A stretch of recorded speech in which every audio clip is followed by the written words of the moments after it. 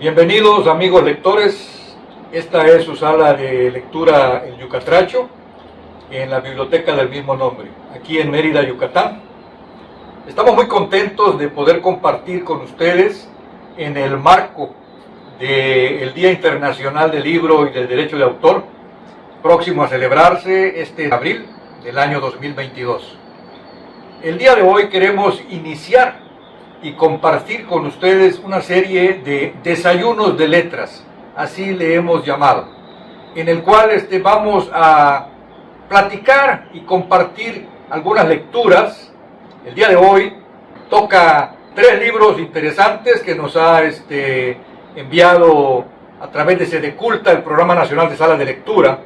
Estos libros son Noticias biográficas de insurgentes apodados, de Elías Amador. El segundo libro se llama El mismo silencio, de Adolfo Calderón Sabido. Y el tercer libro es un libro pues famoso en México, clásico ya, La sombra del caudillo, de Martín Luis Guzmán.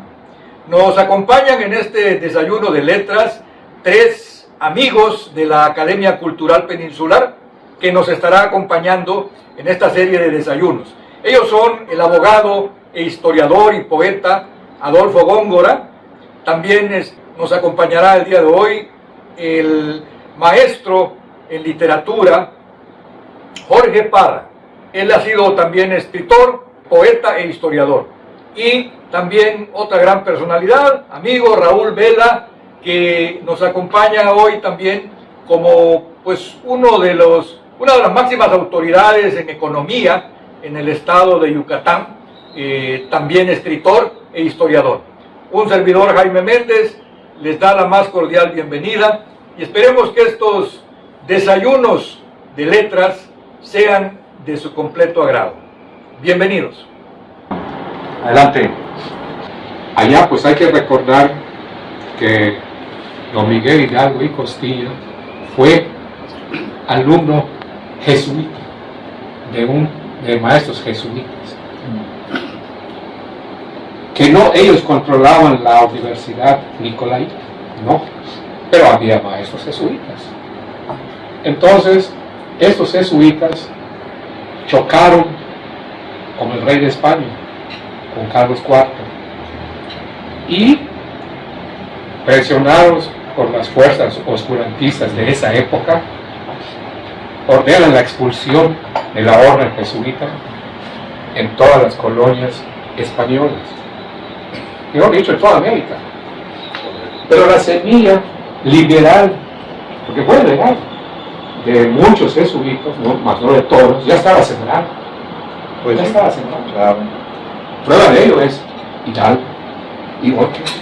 Entonces, él al ver las injusticias que cometía la corona española y los encomenderos, entonces se une a la conspiración de Dolores Hidalgo y allá, o sea, lo invita a Allende.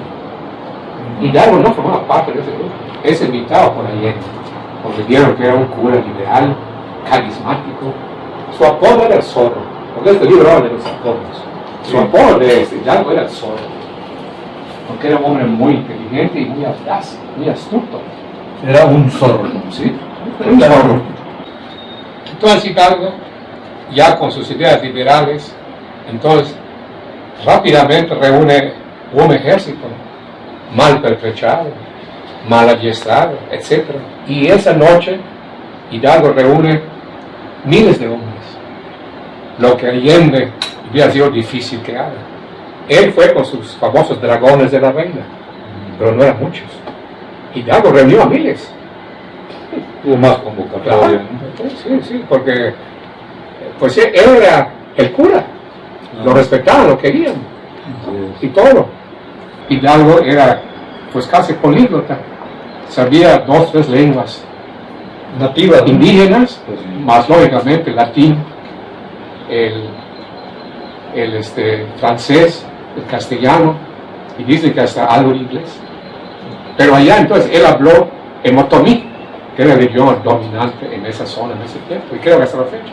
Entonces Después va al atrio de la iglesia y su sacristán le ordena al diálogo que toque la campana. En muchos retratos está que Hidalgo toca la campana y exhorta, no, vuelva a dar otro grito Hidalgo ya en castellano, para que los españoles pues lo entendieran.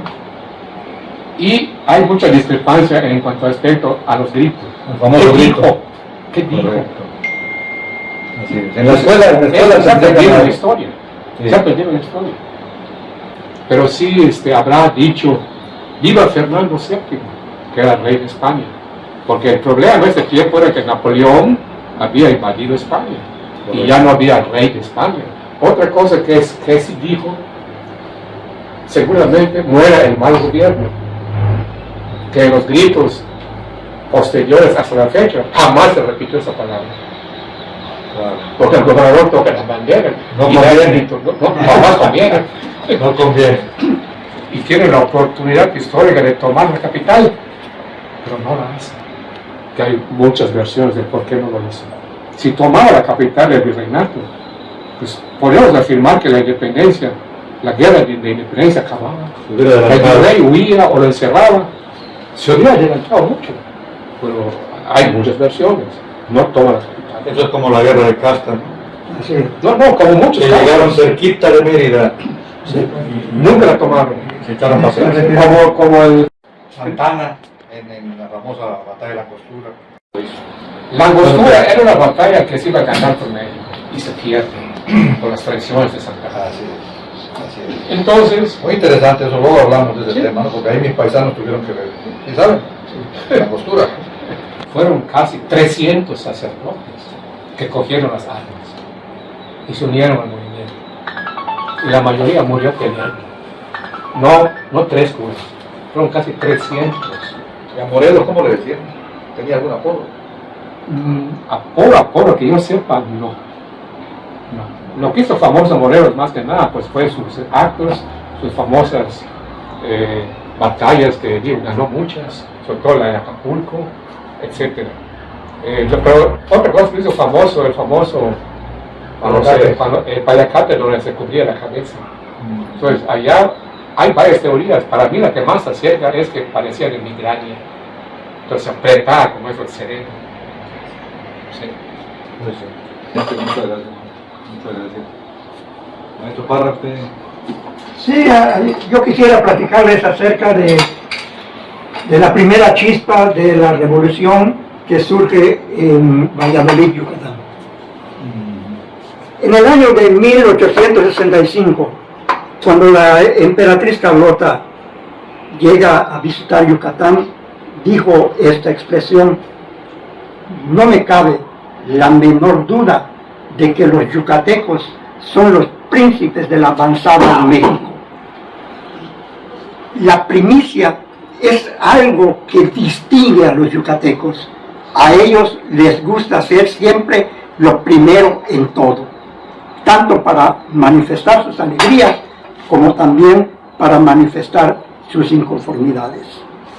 Respecto a lo que dijo la emperatriz Carlota, esto se cumple plenamente durante el Porfiriato, ya que Yucatán y Sonora fueron los primeros estados que se inconformaron en contra del gobierno del dictador Porfirio Díaz, quien en realidad vivió una época de mucha fustigación para la mayoría del pueblo.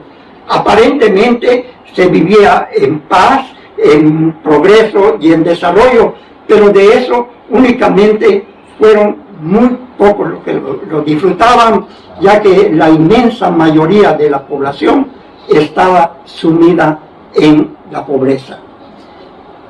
Cuando asume el poder Porfirio Díaz, leyendo la estupenda investigación que hizo el doctor Raúl Vela en su magnífica obra titulada México, Belice y el Petenza. En esta obra plenamente el doctor nos explica que antes del Porfiriato, Yucatán contaba con muchísimas extensiones de terreno, puesto que Yucatán comprendía Campeche, Quintana Roo, Cozumel, Isla Mujeres y las vastas regiones orientales que comprenden el Petén Itzá y Honduras británicas, hoy conocidas con el nombre de Belice.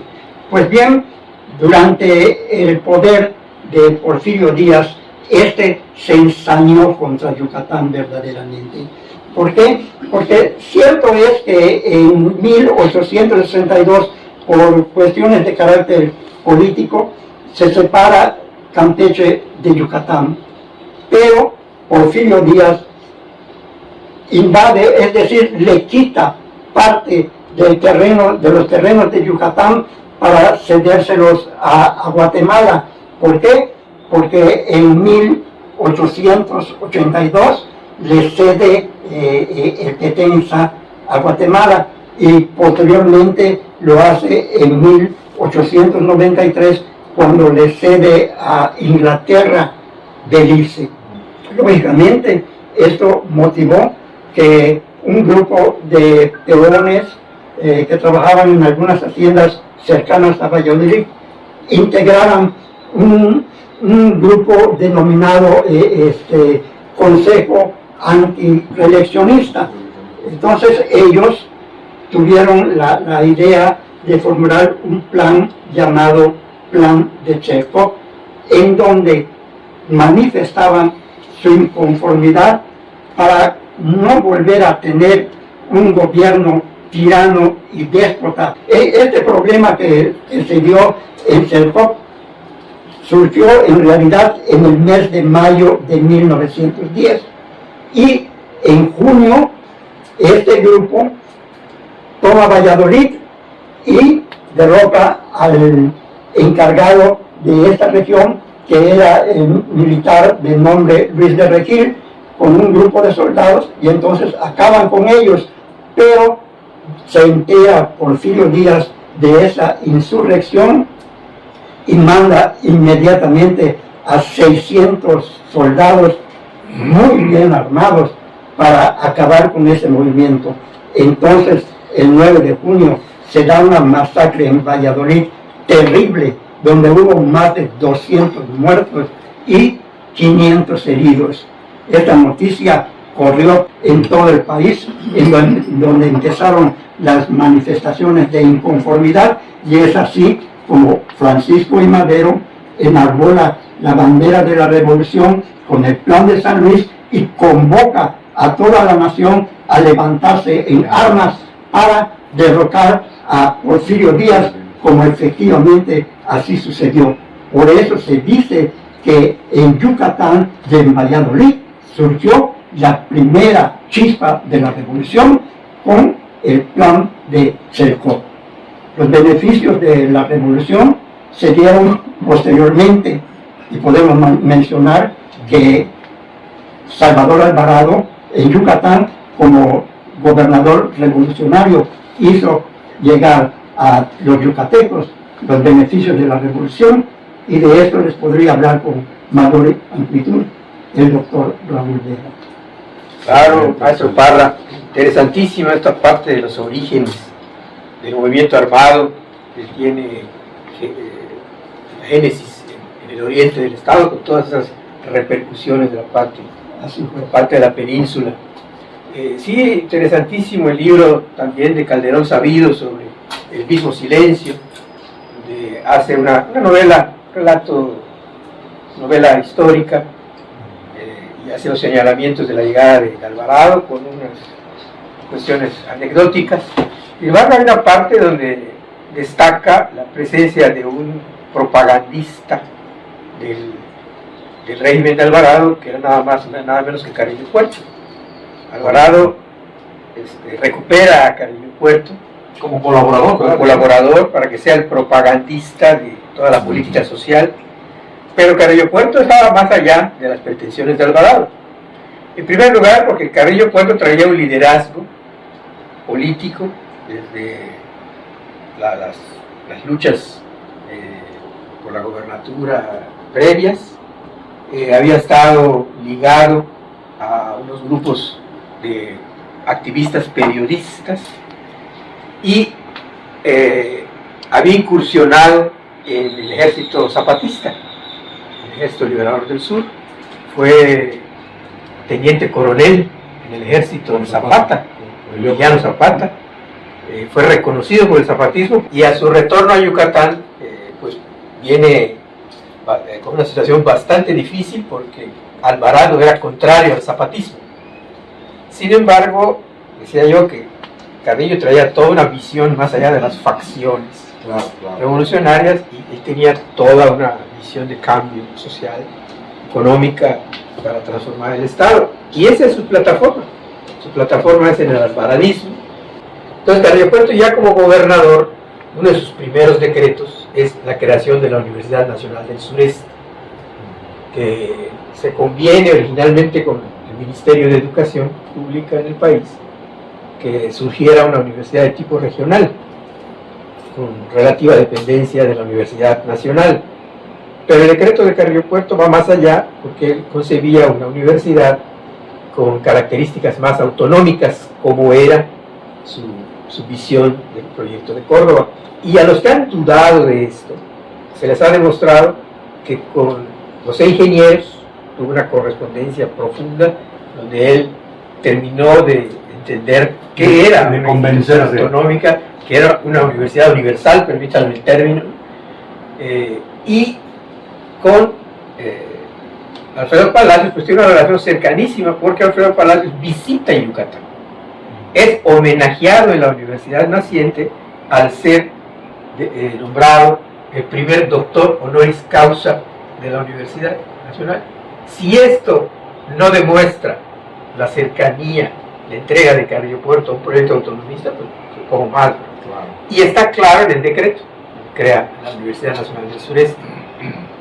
Y podemos decir cómo Carrillo Puerto conjuga este proyecto continental del autonomismo en las universidades con un proyecto revolucionario regional. Podríamos estar hablando de que la Universidad Nacional del Sureste es la aportación de la corriente de Carrillo Puerto hacia el proyecto nacional revolucionario intelectual. Eso es clarísimo. Es la primera universidad con esas características. Y eso detonaría, digo maestro Parra, detonaría toda una forma de actuar con la educación racionalista, con los proyectos de avanzada, de hacer en la parte educativa la educación-acción, que es algo que luego, pasados los años, se fue desarrollando como una teoría pedagógica. Es la historia de la educación realmente en nuestro estado, en Yucatán.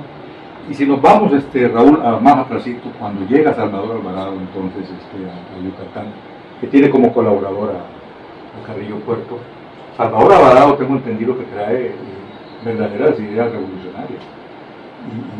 Sí. Y viene a mover todo el estatus social del Estado. Viene a darle voz, supuestamente, a sus campesinos. Viene a quitarles el yugo de los hacendados.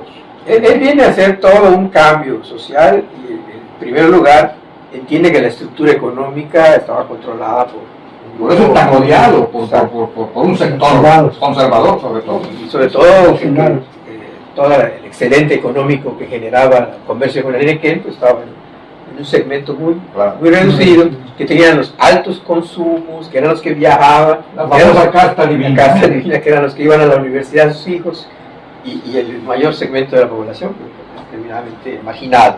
Entonces, esa es una de las ideas del constitucionalismo en Yucatán, regular más de 800 leyes y decretos de Salvador Alvarado para cambiar la estructura. Un hombre joven, ¿no? Salvador Alvarado. Sí, relativamente joven, culto, formado en la revolución, pero tenía también el rigor del militar.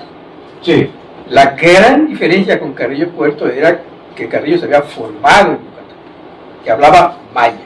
Correcto. Que tenía un carisma natural y que tuvo los arrestos para abrevar cuando salió de Yucatán, porque él estuvo en el exilio, incluso en los Estados Unidos. De ahí se considera que ahí vio los primeros movimientos feministas. Correcto. Por eso cuando él es gobernador Su línea hace todo un cambio Cierto. de mentalidad, incorpora a la mujer, porque por ejemplo en el periodo de Alvarado, sí es cierto, se hace el primer congreso feminista, pero hay muchas restricciones. Elvia Carrillo no puede participar en el congreso. Hay ponencias que fueron retiradas por ser escandalosas. La señora Herminia, muy famosa, que trajo una ponencia que hablaba de la liberación, fue vetada la ponencia.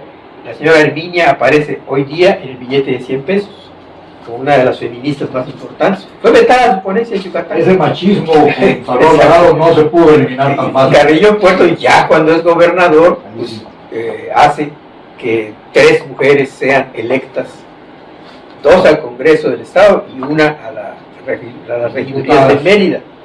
Eso es era un acto sin precedente en el continente americano, y no hace la República. Lógicamente, con el tiempo, pues desmantelaron esas figuras electas y se retomó el camino de la federalización de las leyes electorales. Hasta los años 50, ¿no? Creo que 51, el voto. 51, cuando se hace por primera vez que vote la mujer para su presidente municipal, nada más. Y hasta el 53 las mujeres ya pueden votar por gobernador, presidente de la República, Congreso General. Sí, el libro en sí es un libro pequeño, un libro corto, pero toca varios puntos de la estadía de Salvador Alvarado en Yucatán. Creo que menciona algo también de Molina, Sí, cómo no. cuando lo exilian a Cuba. Cuba era el líder de los hacendados. Se va para Cuba un tiempo. Muere en Cuba. Hay toda una polémica para repatriar sus restos. En los años 20 hay una polémica por si se le velaba o no se le velaba, si se le hacían honores o no se le hacían honores. Muy buena y muy válida para su época también la discusión. Se había vuelto conservador. Sí, es una etapa interesantísima de la historia de México que nos explica muchas cosas, que nos revela la importancia de lo que ha sido Yucatán en diferentes momentos de la historia, la contribución de Yucatán a la lucha revolucionaria, al cambio social, a la política de avanzada. Yucatán fue Punta de lanza, siempre, Sí. Yucatán, Sí. desde esa chispa que menciona. Yucatán financió parte de la Revolución Mexicana.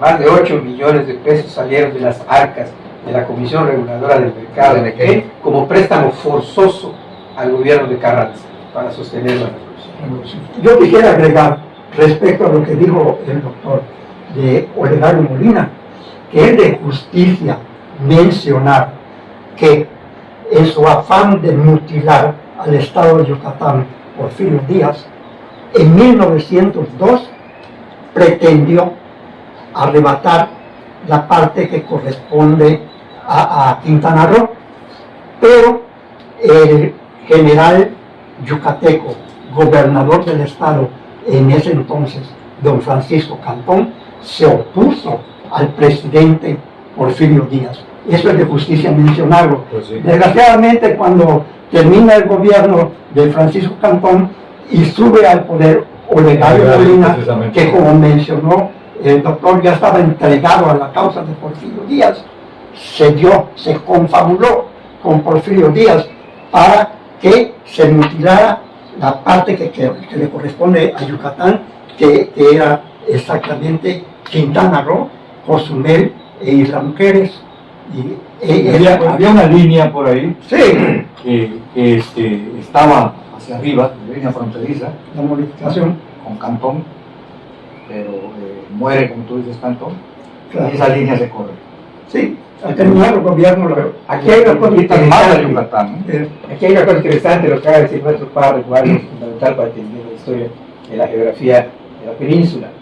En 1902 se hace el decreto que separa a la parte de Quintana Roo, como se hace término, la parte de Quintana Roo, y lo convierte en el territorio federal. Correcto. que esa era la intención, el control federal, control central de la presidencia de ese territorio. Curiosamente, como dice el maestro Parra, curiosamente, en 1906 viene Porfirio Díaz a Yucatán, es una larga visita, La famosa visita. y después de esa visita, Olegario Molina, el gobernador de Yucatán, es designado ministro de fomento de Porfirio Díaz. Era un plan perfectamente diseñado. ¿Y cuál era la idea? Como el proyecto de la economía de extracción, de la economía de enclave que había sido el Enequén, que era exitoso para el grupo de científicos, quisieron que esa parte oriental de la península, con maderas preciosas, con playas, con palos de tinte, fuera del control de la federación, con un modelo agrario exportador similar al enequenero. ¿Quién a la cabeza? El ministro de fomento. ¿Quién es el ministro de fomento? El exgobernador de Yucatán. El plan muy claro. Sí, un reparto de tierras. Todo esto viene con el pretexto, que había dicho el maestro Parra, de pacificar la zona rebelde maya, que era la selva de Quintana Roo, y esta no entra el general Bravo a ese territorio, supuestamente para pacificar. Ya eran las últimas luchas, ya estaba en lo último la guerra de castas. Sí, ¿no? de ahí la necesidad, Lo más fuerte había pasado. de ahí la necesidad de liquidar el tema del Petén y de Belice, porque los ingleses abastecían de armas, de pólvora, alcohol a los mayas rebeldes. Sí, pero esa línea debía ser así, ese es el punto público. Hasta las islas. Entonces el problema fue esto. Exactamente. Es el vector que se fue a la izquierda. Ese fue el problema. Y ahí nos quitaron todo el norte de Quintana Roo. Y fíjense, dice maestro, que hay un dato que yo he platicado con Jaime de todo este conflicto referido al tema de la independencia de Centroamérica. Datos que se ignoran, por ejemplo, cómo parte de Guatemala rechazó a Iturbide. El Salvador rechazó a Iturbide. Toda Centroamérica. Algunos no. Otros, con tal de acabar con el cacicazgo guatemalteco, apoyaron el imperio. Honduras apoyó a Iturbide. Sí, una parte. Una parte. Sí. Pero Iturbide tiene que enviar el ejército de Filisola para apaciguar El Salvador. Y había regiones hasta que una vez termina de toda Centroamérica independizándose. Sí, completamente. Un año, creo que un año Centroamérica fue en México. Al caer Iturbide cambió todo. 2 meses después se separan Correcto. y fundan las repúblicas centroamericanas, ¿no? Sí, tuvo varias figuras. Primero Exacto. Federación de Hubo 8 o 9 años que fueron Provincias Unidas de Provincias Unidas de Centroamérica. Después Chiapas se une. Ahí el tema Chiapas es muy interesante igual porque es una especie de canje, la anexión de Chiapas y la entrega del Petén.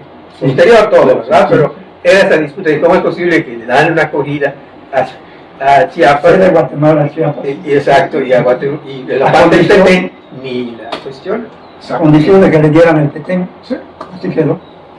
No sabemos qué tipo de negociaciones bajo el agua Desde luego. han habido en los gobiernos, ¿no? que las han habido, lo sabemos. Sobre todo con el gobierno inglés, Exactamente. que ya estaba posesionado de ese territorio y también estaba en disputa con Guatemala. Y hay cuestiones económicas que tal Hasta vez la no han salido a la fecha luz. está en disputa Guatemala con Gran Bretaña. Pero ¿cómo son los imperios? ¿Cómo son las fortalezas todavía de tipo de corte colonial de las grandes potencias? Y lo seguirán siendo. ¿Quién se le va a enfrentar? ¿Cómo se va a enfrentar Guatemala a Inglaterra por el territorio de Belice? Bueno, Va a pasar lo mismo que Argentina con las Malvinas. Sí, Si unido Centroamérica no pudo contra esos intereses enormes, menos los pequeños países desmembrados Sí, ahora. sí. ¿no? Ahora, que el imperio británico ya no existe en parte. No sé inglés, ¿cómo llaman la Commonwealth? La mancomunidad británica, La Comunidad Británica. Commonwealth. Tienen independencia todas las excolonias inglesas, pero siguen reconociendo a la reina o al rey como jefe de Estado. Y serán defendidos si son atacados. Y sus monedas, eso siempre. Serán defendidos. Y sus monedas de esos países sigue la reina. Así Sí, Cada uno independientes, como cada uno. claro. Sí, son independientes, pero pertenecen, como dice, una comunidad. el término, a una mancomunidad. Hay un tema interesante que quería yo tocar de manera muy rápida. La invasión norteamericana a Veracruz en 1914. Fue la última. ¿Por qué? Porque cómo se ve que todo de alguna manera está relacionado en ese cruel imperialismo y colonialismo norteamericano. Porque también llegan las tropas norteamericanas a Honduras en la época del presidente Manuel Bonilla, que coincide un poco con los inicios de la Revolución Mexicana. ¿Sí? Es interesante ir haciendo ese paralelismo entre las repúblicas del continente y cómo se van cumpliendo esas invasiones. Es ahí interesante en esa fecha. Fue el 21 de abril de 1914, la invasión al puerto de Veracruz, y donde los estudiantes del colegio militar defienden la soberanía del puerto y del país. Eso fue el 14. 7 años después, siendo gobernador del estado de Yucatán, Manuel Versosa alienta que ese día se celebre en Yucatán como el Día del Estudiante. Y por muchísimos años, el 21 de abril fue el Día del Estudiante en Yucatán.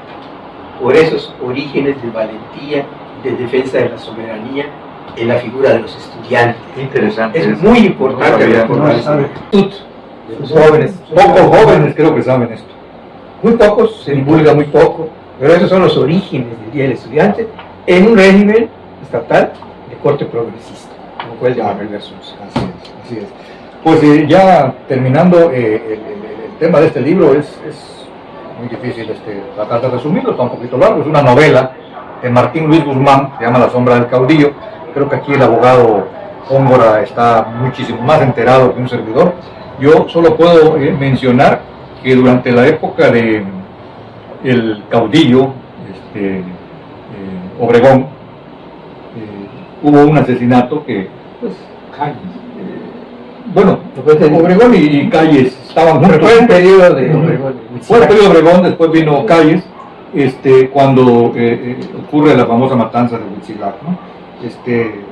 Una matanza de una manera muy sangrienta, de una manera muy alevosa, una traición a un general Serrano que pues tenía aspiraciones a la presidencia, pero se topa con que su gran amigo Obregón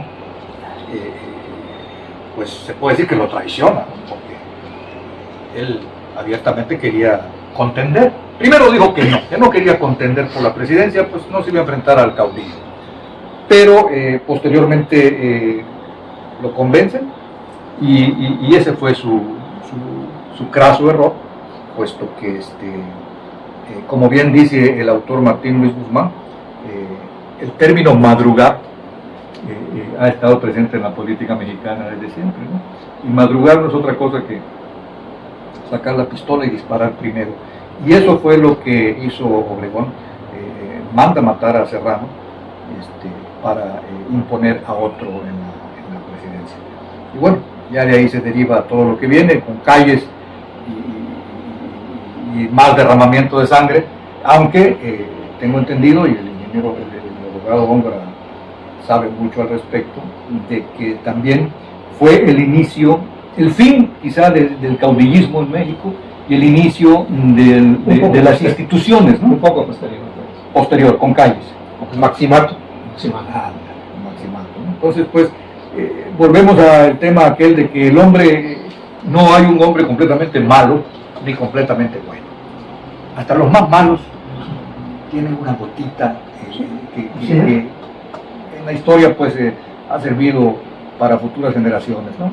Y esto de la institucionalización en México, pues de alguna manera paró tanto derramamiento de sangre, no completamente, ¿no? Porque pues, en años recientes seguimos siendo testigos, ¿no? Ahí está Colosio, de asesinatos políticos, pero sí, esto fue como un parteaguas en la revolución.